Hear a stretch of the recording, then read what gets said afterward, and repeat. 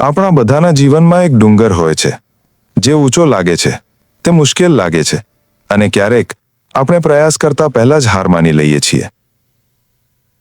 કથાલોક ચેનલમાં આપનું સ્વાગત છે, જ્યાં અમે તમારા માટે પ્રેરણાદાયક, ભાવનાત્મક અને હૃદયસ્પર્શી વાર્તાઓ લાવીએ છીએ.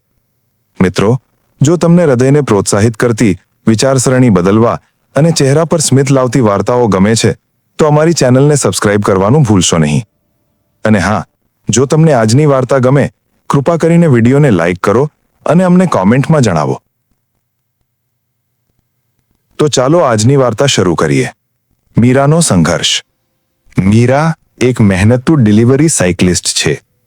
તે શહેરના એક નાના રૂમમાં રહે છે અને દરરોજ સાયકલ ચલાવીને કામ પર જાય છે.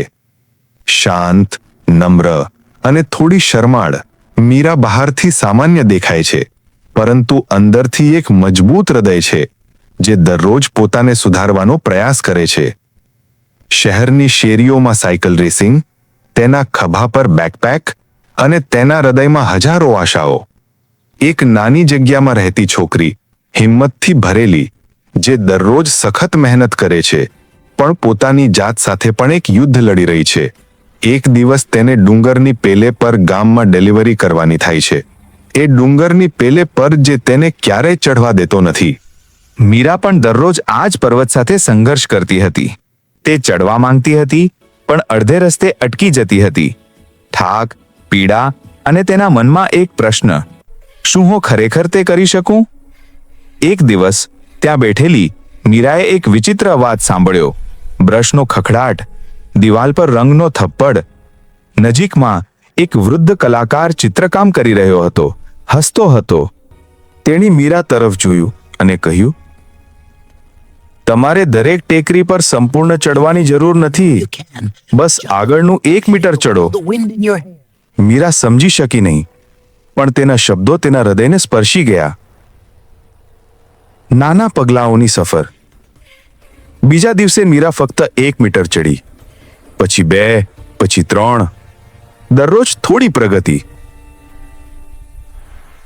અને દરરોજ કલાકારનું ભીંત ચિત્ર આગળ વધતું ગયું, જાણે તેની મહેનત રંગોમાં નોંધાઈ રહી હોય.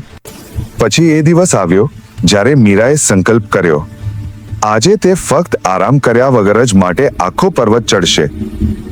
શ્વાસ ઝડપી થયા, પગ ધ્રુજતા હતા, પરંતુ મીરાના હૃદયમાં એક જ વિચાર હતો: બસ આગળનું 1 મીટર. જ્યાં તે પહેલા રોકાતી હતી, આજે તેણે પોતાને રોકવા ન દીધી. મીટર બાય મીટર મીરા શિખરની નજીક પહોંચી ગઈ. અને પછી ક્ષણ આવી. તે ડુંગર, જે તેને મહિનાઓ સુધી રોકી રાખી હતી, આજે તેણે તેને જીતી લીધો હતો. શિખર પર ઊભી રહીને મીરાએ નીચે જોયું.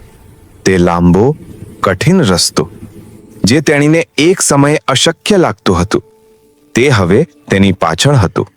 અને સામે દિવાલ પરનું ભીંતચિત્ર પૂર્ણ હતું. તેમાં મીરા પોતે હતી, એક છોકરી જે ક્યારેય હાર માનતી નથી. કલાકારે ધીમેથી કહ્યું, તે તમે નહોતા, તે તમારા નાના પગલાં હતા જેણે આ કર્યું. વાર્તા અહીં સમાપ્ત નથી થતી, કારણ કે એક નાનું પગલું એ જ સૌથી મોટી જીતની શરૂઆત છે. મિત્રો, આ આજની પ્રેરણાદાયી વાર્તા હતી, છોટા કદમ. જો આ વાર્તાએ તમને થોડું પ્રોત્સાહન આપ્યું હોય, થોડી આશા પણ જગાડી હોય, તો અમારો હેતુ પૂર્ણ થયો ગણો. અમે કથાલોકમાં આવી વાર્તાઓ લાવતા રહીશું, જે હૃદયને સ્પર્શે છે અને તમારા વિચાર બદલે, અને તમને એક નાનું પગલું પણ આગળ વધારવાની શક્તિ આપે છે.